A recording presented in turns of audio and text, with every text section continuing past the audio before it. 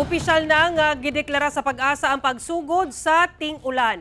Busa nagkariya na ang pagpangandam sa managlahing lugar sa Mindanao, ilabi na sa posibleng epekto sa La Nina. Ari ang report ni Jess Tony Humamil. Human sa pipila ka bulan kapag antos sa epekto sa kainit sa panahon. Nag-uol na sab karon ang mga mag-uuma sa General Santos City sa posibleng epekto sa La Nina nga halapad nga pagbaha sama ni Nanay Elena. Magluo siya kung di namon mapahubsan, magluo ang palay.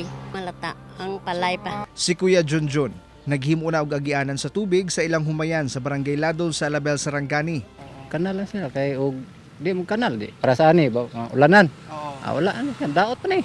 Sumala sa Municipal Agriculture's Office Alabel sagad ginabaha matag mokusog ang ulan ang Barangay Ladol, Kawas, Poblasyon ug Alegria.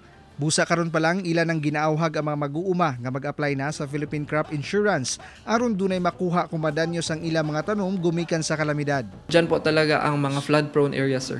Magpa-insure po tayo ng crops natin kasi open na po ang ating insurance under sa PCIC program natin. Kapag insured po ang ating crops, case of calamity or disaster is meron po tayong matatanggap na insurance. Adlong Miyerkules, opisyal lang gideklara sa pag-asa ang pagsugod sa rainy season. Sa pakighinabi sa Jeremy Super Radio Jansan sa Office of Civil Defense Region 12, pipilasab ka mga lugar sa Soxarjan ang identified flood-prone areas sa ilang hazard map.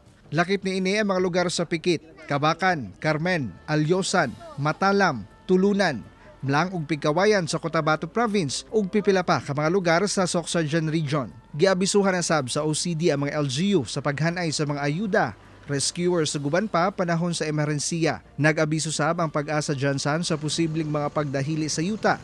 Sanglit pipila ka bulan nga uga ang yuta gumikan sa El Nino. Gipaigmat sab nila ang mga namuyo sa mga bakilirong dapit.